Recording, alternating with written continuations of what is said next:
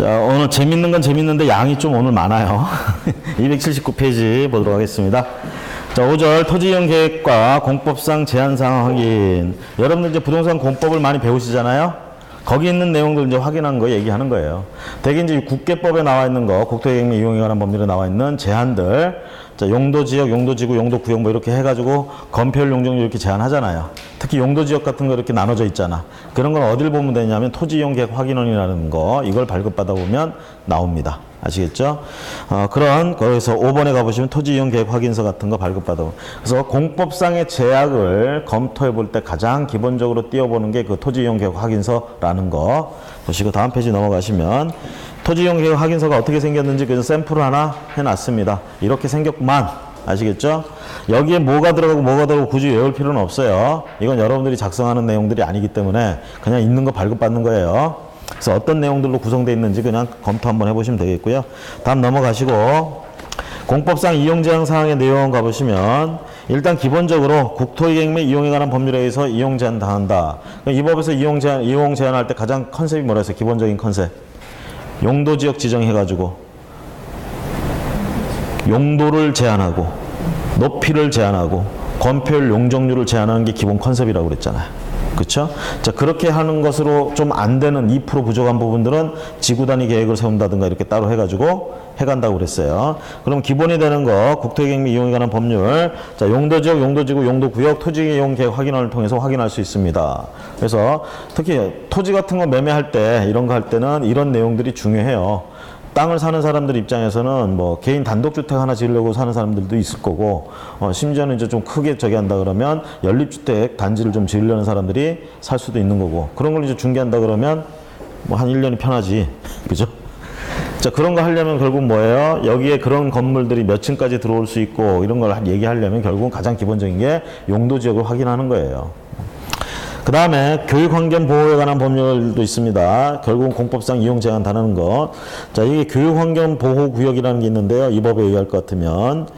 자, 거기 A, B 이렇게 해가지고 절대보호구역, 상대보호구역 이렇게 나눠집니다. 이 개념은 좀 줄쳐서 좀 보시기 바랍니다. 이게 왜 중요하냐면, 전에도 한번 살짝 얘기했지 모르겠지만 학교 근처에 상가 건물을 얻어가지고 거기서 무슨 PC방을 한다든가 이런 거 할 때 아무 생각 없이 얻었다가 못하는 경우가 생겨요. 응? 거기 나와 있는 그것 때문에 그런 거야. 이 법 때문에. 사실 학교 근처는 우리가 클린하게 보호를 해야 되겠죠. 유흥업소 같은 거 못 들어오게 하고, 그렇죠? 그래서 이런 법이 존재하는 거고, 그래서 이런 것들이 있기 때문에 만약에 상가 건물 갖다가 임대차 계약을 여러분들이 중개한다 그러면 그 들어오려는 사람이 뭘 하려는지도 파악을 해야 돼요. 그래가지고 이게 되는지 안 되는지 미리 물어보고 관공서에 확인을 해야 되는 거야, 결론적으로. 그래서 그런 차원에서 지금 그 개념들 이해하세요. 기획본에 나와 있는 거 A, B까지 좀 보시고요. 자, 그 다음에 산업 직접 활성화 및 공장 설립에 관한 법률을, 자, 공장 부지 같은 거 이제 여러분들이 또 중개를 해야 되는 경우들이 생겨요. 어떤 사람들이 이제 공장을 짓기 위해서 땅이 필요하다 이런 사람들 있잖아.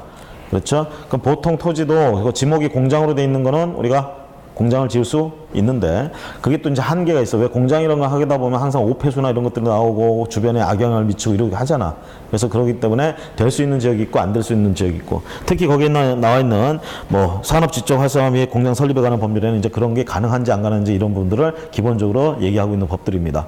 이런 법을 검토해가지고 얘기를 해줘야 되겠죠? 그렇죠? 넘어가시고 도로법이나 전통사찰 보존 지원에 관한 거, 자연공원법 이런 거 전부 다 각각 그 해당 물건과 관련돼서 필요한 것들을 우리가 살펴보게 된다는 얘기예요.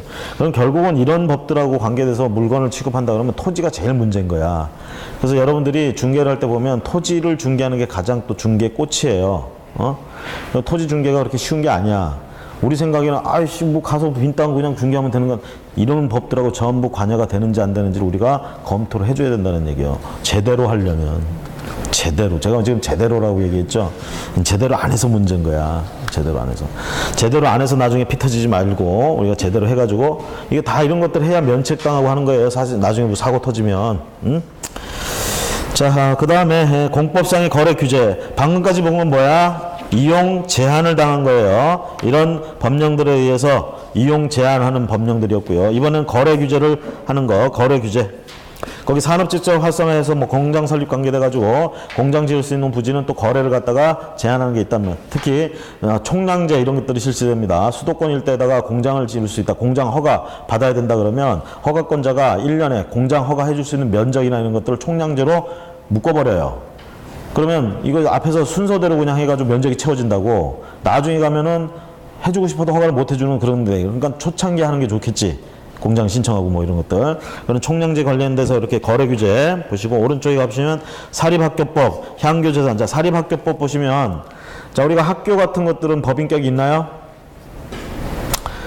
사립학교, 법인, 무슨 학교라고 있어. 이 학교가 법인격이 있어? 민법에서 얘기하는 법인이야? 아닙니다. 학교는 법인이 아니에요. 학교는 법인격이 없어요. 아니, 그럼 학교 이름을 뭐, 그 학교 이름을 하는 게 아니라 그 뒤에 있는 재단 이름을 하는 겁니다. 아시겠죠? 법인격은 재단이 있습니다. 재단. 자, 그러면 사립학교, 재단, 법인에 이 사립학교를 유지하고 이렇게 가기 위해서는 재산, 기본 재산이 필요하겠지. 재단은 재산이 출연된 거잖아. 자, 그럼 기본 재산 함부로 팔아치우고 그러면 되겠어, 안 되겠어? 그러니까 결국은 이런 재단 법인의 이런 기본 재산 같은 것들은 거래에 제한을 받게 되는 재산들입니다. 그게 뭐가 재산이 되는지 그 각각 법령에 그렇게 기본적으로 나와 있는 거, 거기 소개되어 있는 부분만 여러분들이 보시면 돼요. 그 법령을 다 보실 필요는 없어. 향교재산도 그렇고 전통사찰도 그렇고요. 거기 부동산 투자회사법도 마찬가지고. 자, 농지법 같은 거 특히 보세요. 농지법. 여러분들 공법에서 농지법 배우죠? 농지는 누가 소유할 수 있어요? 농사 짓는 사람한테 농지를 주자는 게 농지법의 취지야. 우리 서울에 살거나 수도권에 사는 사람처럼 농사도 안 짓는데 돈은 많은 사람들, 이런 사람들이 농지를 갖다가 취득하게 되면 그 다음에 그 농지 뭐 합니까? 소장농한테 주거나, 그렇죠? 그런 것도 없으면 그냥 놀리거나, 이렇게 되면 황폐화되고 식량 자급자족이 안 되잖아. 그래서 농지는 농사 지을 사람한테 가는 게 좋습니다. 그렇죠? 그래서 농지를 농지가 아닌 걸로 쓰는 걸 우리가 전용이라고 그러죠. 그럼 농지 전용이 쉬울까 안 쉬울까? 당연히 어렵지. 농지 전용은 그냥 하면 안 돼. 허가를 받거나 좀 경미하다 그러면 신고로 갈 수는 있는데 어쨌든 좀 까다로워요. 그렇죠? 이런 게 있고, 그 다음에 농지를 또 취득하려면 어떻게 돼? 농사를 지어야 되니까 농사 지을 사람이 아닌 사람은 못 산다 이 얘기입니다. 그럼 일단 농업인들은, 우리가 농업인이라는 사람들은 농사를 짓는 사람들이죠. 이 사람들은 얼마든지 취득을 할 수 있어요. 농지를. 그 외에 일반인들은 취득 못하냐? 취득은 할 수 있는데 대신 농사를 지을 각오로 취득을 해야 돼. 그래서 농업경영계획서나 이런 거 제출해가지고 농지 취득 자격증명서를 발급받으면 되겠다. 이런 얘기가 거기 나오고 있습니다. 그래서 거기 농지 소유 상환해가지고 기억에 나오죠. 우리가 상속을, 내가 농업인은 아닌데 우리 부모가 농업인이었어. 농지가 있었다는 거지. 근데 이분들이 돌아가셔가지고 나한테 농지가 상속됐어. 이건 상속받을 수 있어요. 근데 일정 기간이 넘어가면, 농사를 안 짓게 되면 일정 기간이 넘어가면 1만 제곱미터 넘는 부분은 처분해야 됩니다. 1만 제곱미터까지만 유지할 수 있어요. 그 얘기야, 거기 나와 있는 게. 다음 페이지 넘어가셔가지고, 그 다음에 니은디글 리글 이렇게 해서 나오는데요. 8년 이상 뭐 하는 사람들, 8년 이상 했던 사람이 이제 농사 더 이상 짓기 싫어하고 그 농사를 안 짓고 그렇게 갈 때, 그럴 때 1만 제곱미터까지만 유지하고 나머지는 처분해야 된다. 그런 얘기들이에요. 니은디글 리글. 자, 그 다음에 이제 중요한 게 거기 농지 취득 자격증명. 그래서 농업인이 아닌 사람들은 농지를 취득할 때 농지 취득 자격증명서를 발급받아야 됩니다. 어디 가서 받느냐? 첫 줄 시장, 세 줄 내려서, 두 줄 내려서 구청장, 그 다음에 읍장, 면장. 자, 이 사람들한테 그 논이 있는, 농지가 있는 이 해당 지역에 시구, 읍면장이라고 이렇게 해놨죠? 얘들한테 가서, 자, 뭘 내야 되느냐? 농지 이용 계획 확인서를 제출하고 이거에 대해서 검토를 받고 농지 취득 자격증명서를 발급받아야 된다. 자, 거기 니은에 보시면 이 농취증이 발급 면제가 되는 게 A, B, C, D, 아유씨, 헷갈려. 영어가 안 되네, 오늘. 자, 그 네 가지가 있어요. 자, 여기서 이제 여러분들 체험학습이라는 게 있죠. 체험학습 차원에서 주말농장, 이런 거 소유하는데 조심하세요. 주말농장도 농취증이 필요합니다. 아시겠죠? 그런데 농취증을 원래 발급받으려면 농업경영계획서가 있어야 되는데 이 체험 주말 이거 하기 위해서 하는 거는 농업경영계획서는 면제됩니다. 농취증이 면제되는 게 아니라 농업경영계획서를 내지 않아도 농취증이 나온다는 얘기야. 주말 체험 농업 하겠다 하면. 그래서 거기 리을번에 가보시면 농업경영계획서 작성 예외란 말 있죠? 있어요, 없어요? 거기 B번에 보세요. 주말 체험 영농. 그 가로 끝에 가보면 뭐라고 돼 있어? 체험 농농을 하고자 농지를 소유하는 경우